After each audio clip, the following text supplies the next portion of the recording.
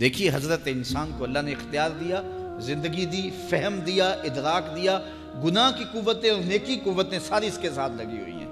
اس نے صرف ایک لا ابالی شخص کی طرح زندگی نہیں گزارنی کہ جو سامنے آ گیا کھا لیا اور جو زبان پہ آ گیا بول دی، ایسا نہیں ہے۔ یہ تو انسان ہے، اس کو تو اپنی زندگی کی راہیں خود متعین کرنی ہے کہ میری دنیا آخرت کے لیے نفع بخش کیا چیز ہے اور نقصان دہ کیا چیز ہے۔ اِنَّا هَدَيْنَاهُ السَّبِيلَ إِمَّا شَاكِرًا وَإِمَّا كَفُورًا، کہ ہم نے اس کو دونوں راہیں دکھا دی۔ وَهَدَيْنَاهُ النَّجْدَيْنِ، اس کو پتہ ہے یہ اچھائی ہے یہ برائی ہے، اس نے اس سے اجالنا ہے اپنے اندر کو اور اپنے باطن کو سنوارنا ہے۔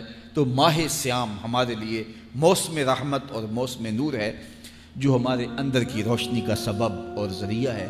تو آئیے یہ موسم اللہ نے ہمیں نصیب کیا۔ 5 روزے گزر گئے، ہم 6 روزے کی طرف بڑھ رہے ہیں، باقی ہمارے پاس 24 یا 25 روزے باقی ہیں۔ تو جو گزرے روزے ان کی برکات بھی ہمارے ساتھ ہیں، آنے والے روزوں کی بھرپور برکات کے ساتھ لگے اور قرآن مجید کی کثرت سے تلاوت کریں، نفس کمزور ہوگا، تنہائی اختیار کریں، نفس کمزور ہوگا، اپنی زبان پہ قابو کر لیں، نفس کمزور ہوگا، بھوک تو ہم روزے کی وجہ سے کاٹتے ہی کاٹتے، نفس کمزور ہوگا۔ اب شیطان چھٹ کر بھی عید کے دن ہمارا کچھ بگاڑ نہیں سکے گا اگر ہم نے اپنے نفس پہ قابو پا لیا، اور اگر نفس پہ قابو نہ پا سکے تو شیطان تو پھر پیچ و تاب کھا رہا ہے اور وہ ہمارے اوپر پھر اور زور و شور کے ساتھ حملہ ہوگا اور ہماری متاع عمل کو لوٹ لے گا۔ تو پھر کیا فائدہ ہوا کہ سارے مہینے کی محنت کی، عید کے دن، عید سے 4-5 دن بعد ہم نے لٹا دی، تو فائدہ کیا ہوا؟ اللہ نے اس عورت کی مثال بیان کی ہے قرآن میں، جس کا توازن ذہنی ٹھیک نہیں تھا اور وہ سارا دن سود کاٹتی رہتی تھی اور شام کو اپنے ہاتھوں سے توڑ دیتی تھی۔ تو کہا کہیں ایسا نہ کرنا کہ تم بھی اس عورت کی طرح ہو جاؤ کہ اپنے ہاتھ سے کاٹا ہوا سود اپنے ہاتھوں سے ہی توڑ دو۔ پورا مہینہ بھوک کاٹی، پیاس کاٹی، تکلیفیں گوارا کی، اور شام کو جو ہے وہ اپنے ہاتھ سے ہی وہ سود کاٹنے والی خاتون سود توڑ دیتی ہے۔ تو کہیں ہم بھی ایسے نہ ہو جائیں کہ مہینے کی محنت ہر سال عید یا عید کے چند دن بعد برباد کر لیں، پھر اگلے سال مہینے کی محنت کریں، پھر عید کو برباد کر دیں، تو کیا فائدہ ہوا؟ تو ہم نے جو نعمت سمیٹی ہے، جو چیز دی ہے، جو چیز حاصل کیا، اس کو جذب کر لیں روح کے اندر، اس کو اپنے من کے اندر اتار لیں۔ اہل ایمان کو ایک دعا تلقین کی گئی ہے، وہ کیا دعا کرتے ہیں؟ ربنا لا تزغ قلوبنا بعد اذ ہدیتنا، اے اللہ ہدایت کے بعد ہمارے دل کو پھر دوبارہ ٹیڑھا نہ کر دینا۔ اگر ہدایت دی ہے تو وہ نصیب ہی رہے، وہ من میں جذب ہو جائے، وہ روح میں اتر جائے۔ تو میں اور آپ اپنی زندگی کو اللہ اور اس کے رسول کے نام پہ لگایا ہے، تو پھر اپنی ساری زندگی کو اللہ اور اس کے رسول کے نام پہ لگا دیں۔ وقت تیزی کے ساتھ گزر رہا ہے اور میں اور آپ لمحہ لمحہ موت کے قریب ہو رہے ہیں۔ ہمارے اٹھنے والے قدم زندگی سے گریز اور قبر کی طرف بڑھ رہے ہیں۔ کوئی 60 سال، کوئی 50 سال، کوئی 20 سال، کوئی 25 سال زندگی گزار چکا ہے۔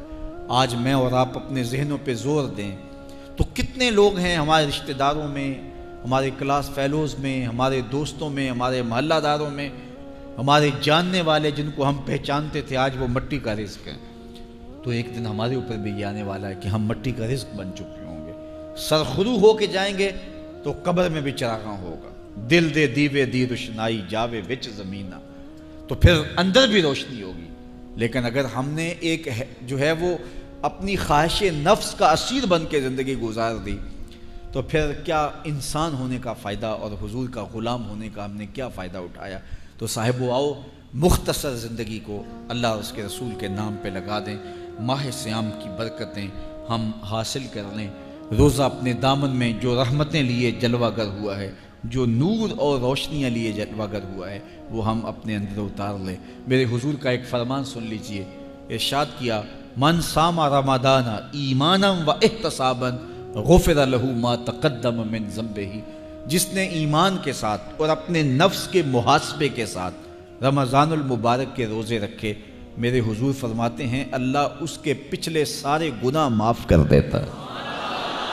یہ روزے کی برکت ہے، لیکن شرط رکھی، من صام ایمانا و احتسابا، ایمان کے ساتھ اور احتساب نفس کے ساتھ جس نے روزے رکھے تو اس کے ماضی کے سارے گناہ اللہ تعالیٰ مٹا دیتا ہے۔ وہ سمندر کی جھاگ کے برابر ہی کیوں نہ ہوں، وہ آسمانوں کے برابر ہی کیوں نہ ہوں، وہ پہاڑوں سے بڑے گناہ ہی کیوں نہ ہوں، وہ مٹا دیے جاتے ہیں اور من کے پاپ دھل جاتے ہیں اور اندر کی غلاظتیں مٹ جاتی ہیں۔ یہ روزے کا فائدہ ہے۔ روزہ ڈھال ہے، جس طرح ڈھال آپ کر دیتے ہیں جنگ میں برستے ہوئے تیروں کے سامنے، تو وہ تیر ڈھال سے ٹکرا کے گر جاتے ہیں اور آپ کو نقصان نہیں پہنچتا، تو روزہ بھی آتش دوزخ سے ڈھال ہے، جہنم کی آگ سے بچانے والا ہے۔ روزے دار کو اللہ کی خاص رحمت نصیب ہوتی ہیں۔ ایک حدیث میں آتا ہے کہ للصائم فرحتان، فرحۃ عند فطرہ و فرحۃ عند لقاء رب۔ روزے دار کو دو خوشیاں میں نصیب ہوتی ہیں۔ ایک خوشی اسے تب ملتی ہے جب وہ روزہ کھولتا ہے، جب سارے دن کی بھوک اور پیاس کاٹنے کے بعد شام کے لمحے ہوتے ہیں اور پھر روزہ منزل تک پہنچتا ہے، تو کس مسرت اور خوشی اور سرشاری کے عالم میں روزہ دار ہوتا ہے کہ شکر ہے کہ اتنی لمبی اور اتنی سخت گرمی کے ماحول کی شدت کے باوجود اللہ تعالیٰ نے مجھے روب منزل کیا۔ تو اس وقت ایک احساس اس کے ساتھ جڑا ہوتا ہے، اور پھر جب وہ ٹھنڈا اور میٹھا مشروب اپنے کام و دہن میں ٹپکاتا ہے اور وہ ٹھنڈا میٹھا مشروب اس کی رگوں کو تر کرتے ہوئے معدے کی طرف بڑھ رہا ہوتا ہے، اس کی زبان بولے نہ بولے دل اللہ کا شکر ادا کر رہا ہوتا ہے، اس کا ایک ایک عضو بدن رب کا شکرانہ ادا کر رہا ہوتا ہے۔ وہ ٹھنڈا اور میٹھا مشروب رگوں کو تر کرتا ہوا آگے بڑھتا چلا جاتا ہے، لیکن شکرانے کا وہ پیکر بن جاتا ہے۔ وہ ایک مسرت، ایک خوشی کا عالم ہوتا ہے کہ روزہ بھی نب گیا، سارے دن کی تکلیف بھی کٹ گئی، اور اللہ نے مجھے افطار کے لمحوں تک پہنچایا۔ فرمایا روزے دار کو ایک خوشی تب ملتی ہے جب وہ روزہ کھولتا ہے، وَفَرْحَةٌ عِنْدَ لِقَاءِ رَبِّهِ، اور دوسری خوشی روزہ دار کو تب ملے گی جب روزے کے صلے میں اللہ اپنا دیدار عطا فرمائے۔ بنی آدم کے جتنے بھی عمل ہیں 10 سے لے کر 700 گنا تک اس کا ثواب اولاد آدم کو اس کا دیا جاتا ہے۔ جتنا گڑ ڈالو اتنا ہی میٹھا، تو بعض کو 10 گنا، بعض کو 70 گنا، بعض کو 100 گنا، بعض کو 700 گنا، تو 10 سے لے کر 700 گنا تک بندے کے اعمال کا صلہ دیا جاتا ہے۔ لیکن میرے حضور نے فرمایا لیکن روزہ جو ہے اللہ فرماتا ہے وہ میرے لیے ہے اور اس کا اجر میں خود عطا کروں۔ جب وہ خود عطا کرے گا تو کتنا عطا کرے گا؟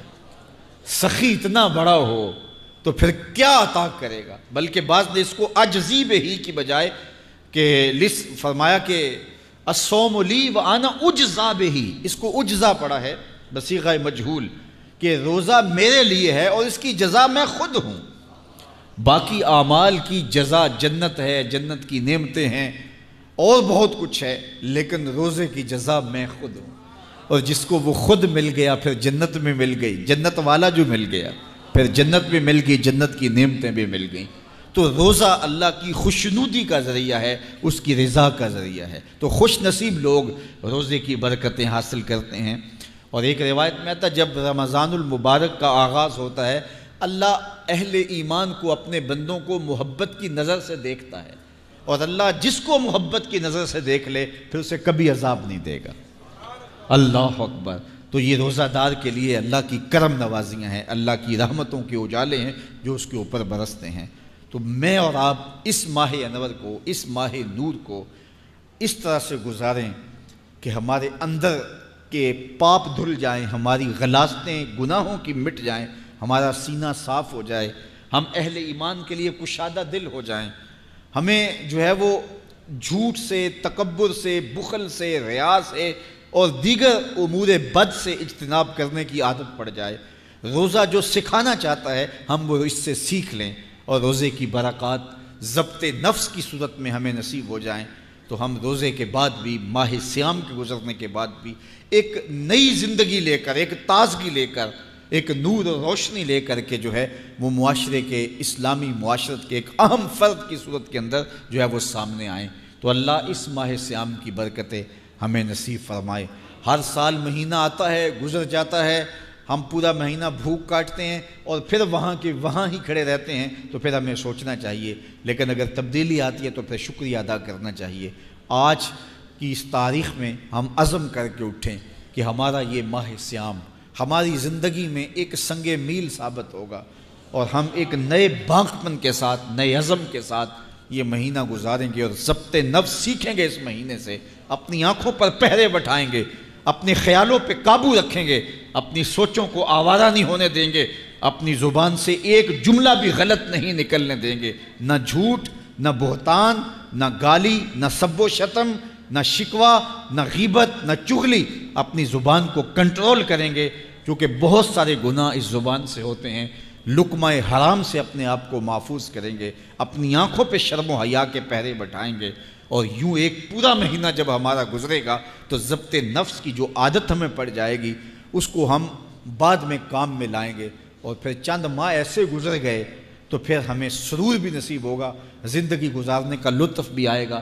اگر کوئی شخص یہ چاہتا ہے کہ اس کو عبادت میں سرور نصیب ہو تو وہ اپنی نظر کو غیر محارم کو شہوات سے دیکھنے سے محفوظ کر لے، اس کو سجدے میں سرور آنے لگ جائے گا، سجدے میں لطف آنے لگ جائے گا۔ اگر ہماری نظر ناپاکیزگی کا شکار رہتی ہے اور نظر جو ہے وہ طاہر نہیں رہتی، جلوت میں ہو یا خلوت میں، تو پھر ہمیں عبادت کا سرور کبھی بھی نصیب نہیں ہو سکتا۔ تو عبادت کا اپنا ایک لطف ہے، عبادت کا اپنا ایک چسکا ہے، ایک مزہ ہے۔ دیکھیے، آپ فروٹ کھاتے ہیں، پھل لیتے ہیں تو اس کا ایک